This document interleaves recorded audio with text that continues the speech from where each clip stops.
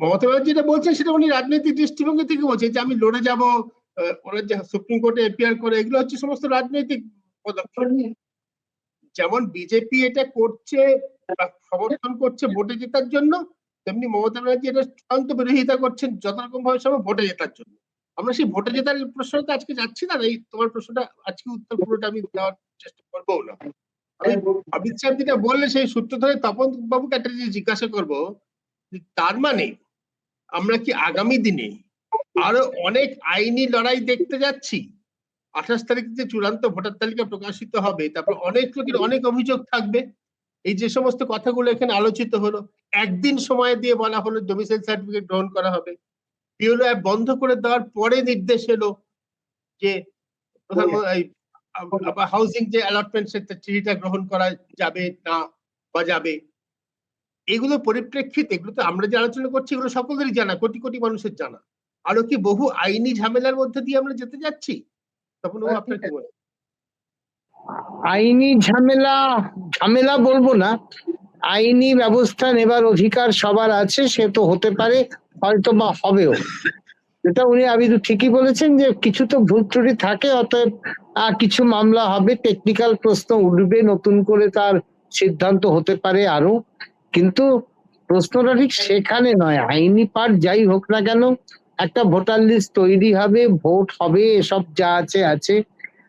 পদ্ধতিগত ভাবে যেটা, সেটা হচ্ছে কিভাবে কাজ করবেন ইলেকশন কমিশন। 324-এর আসলে ব্যাখ্যা তো হতেই পারে, কিন্তু সে হোক, তাতে কিছু যায় আসে না। বিষয়গুলো তো এটা ঠিক, এটাতে এদেশে তো আইনের শাসন থাকতে হবে।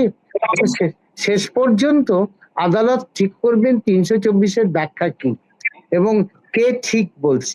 আমাদের ক্ষেত্রে যেটা মুশকিল হচ্ছে, একটা ব্যবস্থাতে যখন সমস্ত রকম এই অফিসিয়াল আধিকারিকরা তারা যখন রাজনীতির কথাটাকে অ্যাডমিনিস্ট্রেশনে মিশিয়ে ফেলেন, তখন বড় সমস্যা হয়।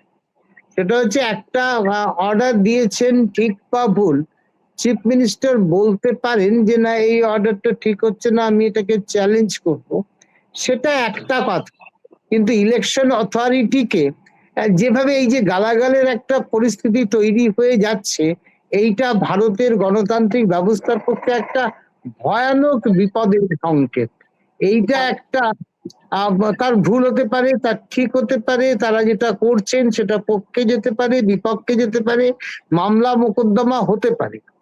কিন্তু এই যে ভাবে করা হচ্ছে বা এরা করবে, আমি যাই বলুক না কেন, আজকে যেটা শুনছিলাম আমার কাছে আশ্চর্য লেগেছে, যাই হোক না কেন ওরা কাজ করবেনি, সেরকম তো হবার কথা নয়। আর সাসপেনশনের আগে ফোকাস করা হয় না, এবার যখন আলটিমেটলি সাজা দেবার আগে ফোকাস, সেটা হচ্ছে রুল অফ ল, সেইটা বলে। সেটা হচ্ছে সাসপেনশন করার আগেই একটা প্রসিডিং করে নিতে হবে, এরকম কোনো বাধ্যবাধকতা কোথাও নেই।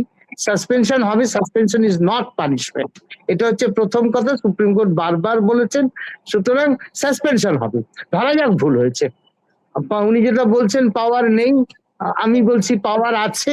এইখানে মাঝামাঝি যাই থাক না কেন, একটা অর্ডার একটা কনস্টিটিউশনাল অথরিটি দিচ্ছেন, সেটাকে কিন্তু চ্যালেঞ্জটা করতে হবে আদালতে। আমি মানবো না, ধরুন আদালতে কাউকে একটা কোনো অর্ডার দিলেন, যে অর্ডারটা দেবার ক্ষমতা নেই, কেউ কি বলতে পারে আমি এটা মানবো না? তার বিরুদ্ধে আপিল হতে পারে, উপরের কোর্টে যাওয়া যেতে পারে, এই সমস্ত রাস্তাগুলো খোলা আছে। কিন্তু যখন একটা কনস্টিটিউশন অথরিটি একটা অর্ডার দেন, রাইট অর রং, সেটা আমি মানবো না, এই বলাটা কিন্তু ভারতবর্ষের আইনি ব্যবস্থাকে সরাসরি চ্যালেঞ্জ করা এবং সেটা ধ্বংসের দিকে নিয়ে যাবে। এইটা কখনো চলতে পারে না, আমি এটা মানবই না। না তা না, মানতে তোমাকে হবে, তুমি মানবে। যদি দেখা যায় অনেক মানুষের নাম বাদ চলে গেছেন, তারা চ্যালেঞ্জ করবেন, নিশ্চয়ই করা উচিত। কোথাও একজনের নামও যদি ভুল করে কেটে দেওয়া হয়, তিনি নিশ্চয়ই সেটাকে চ্যালেঞ্জ করবেন। আর নাম বাদ চলে গেলে আবার নাম তোলার ব্যবস্থাও করতে হতে পারে। 100 রকম পদ্ধতি সব থাকবে।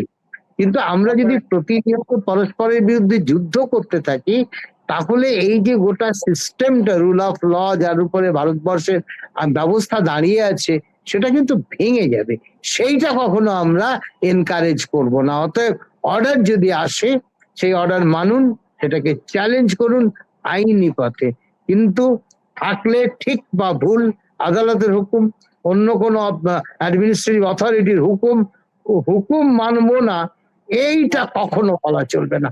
মানতে হবে, চ্যালেঞ্জ করতে হবে, এই হচ্ছে কথা। এবং এখানে আশা করছি উনি যেটা বলছেন 10% মতো, সেটা তো খুব স্বাভাবিক, 10% মতো হওয়া উচিত, সেরকম যাবেই, কারণ ইতিমধ্যে মানুষ মারা গেছেন, অনেকে চলে গেছেন, ইত্যাদি ইত্যাদি। যা আছে আছে। ভোটার লিস্ট এটাও ঠিক একেবারে ফুল প্রুফ হবে না, হয় না, যেটা উনি বলেছেন রাইটলি, কিন্তু লিস্টটা কমপ্লিট হোক। আমরা চাইবো মানুষের হয়রানি না হোক, যতটা সম্ভব ভালো হোক, এই আর কি।